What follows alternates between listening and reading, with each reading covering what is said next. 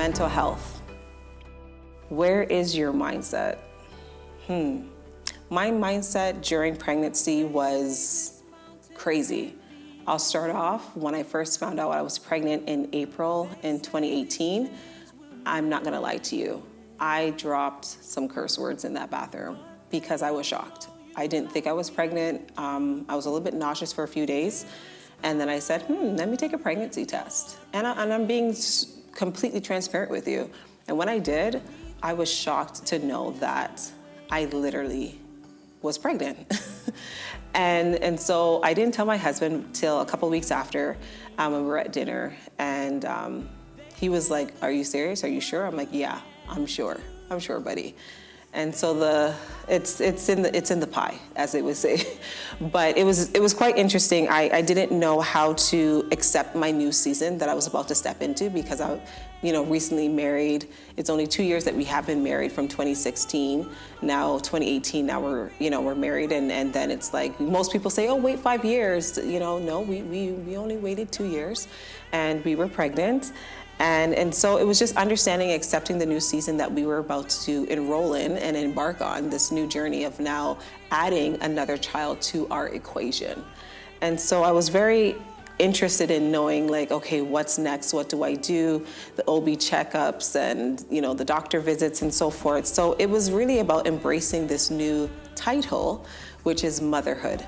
And motherhood, as you know, is either displayed, from your mom, or any siblings that you've had that was previously pregnant before you, or your aunts or uncles, or what you see on TV. And that is the misconception of a lot of things, that what we see on TV and what we actually go through. They don't tell you about your sleepless nights. They don't tell you about the continuous visits to the OB doctors and so forth. So for me, it was just learning how to grieve my freedom and to know that you could not be selfish anymore. That your children come first. And when I say grieving your freedom, when those children come, like, your schedule is basically dependent on them. Most people are like, no, I'm gonna do this, I'm gonna do that. No, like, literally, like, you had to surrender, like I said, your sleep, your eating habits, that quality time that you had. Sometimes with your husband at point in time, like, you were literally day and night with your son and daughter. And so it was grieving that and compartmentalizing that now I'm going to be taking on this new role in the home, besides being a wife, and not losing yourself, of course, was this going to be my biggest challenge? Because for those who know me, I'm a hot stepper. I love going out. I love chilling with my friends. But of course, I didn't, if you understood me in terms, I didn't know how to stay at home. Because I always wanted to just go out and enjoy life and enjoy the moment and be in the moment. And so I just want to say to those, be in that moment, embrace that time that you have of transitioning. If you need to seek help in terms of knowing how to transition, there's a lot of great counselors that are out there. That you can seek the help that, some people don't know how to, with work and everything. It's a lot to compartmentalize. It's a lot to deal with and take on, especially if you never had that role displayed to you throughout your life, right? For those who don't have moms. And so therefore, it may be a little bit tricky for you.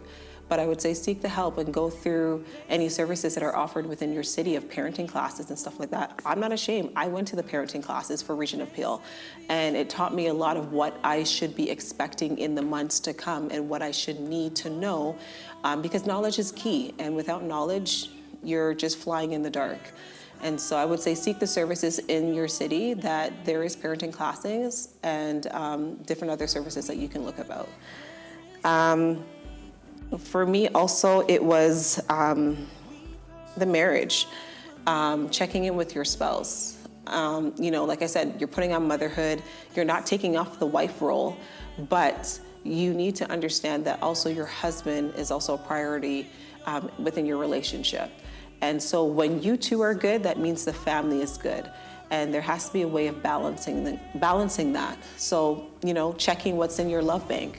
We talk about all the time in marriages, knowing to always, check in with your spouse, see if you guys can go through dates when you're pregnant and stuff like that. It's pretty cute. Or curl up on the couch and have a movie night.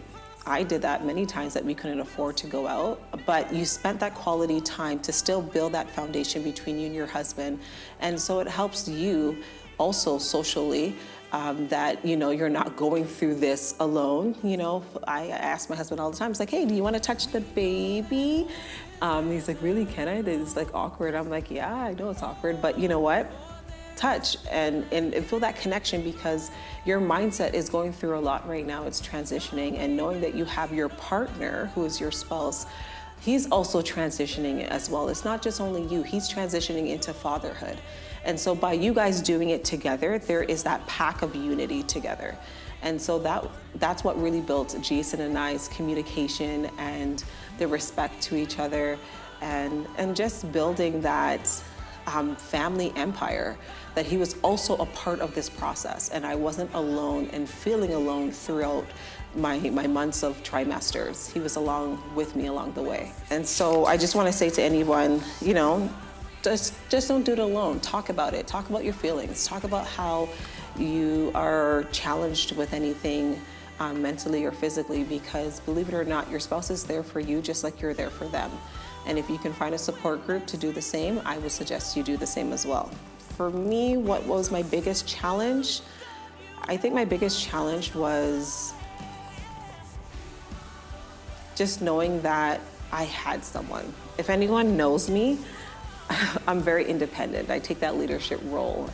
It was hard for me in the beginning of my marriage. And so it was knowing that Jason was by my side and supporting me.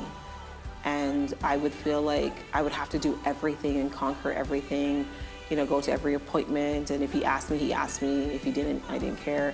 It was letting him into that world as well. And, with a type A personality, with some people like myself, we tend to just take on everything and don't even think about it, and shutting them out. So that was my biggest challenge in my pregnancy, my first pregnancy, was letting my husband in throughout the process. And so I would say to you, mom, that's going through this process now, trust your spouse, trust your partner. He's there for you. There's a reason why you chose him in marriage. And know that he's going to be with you through thick and thin. And this is literally the thick right now. And I would just say, just be transparent, be vulnerable. Who else can you be vulnerable with if it's not your partner? So trust the process. You're going to be a great mom. Power in your name.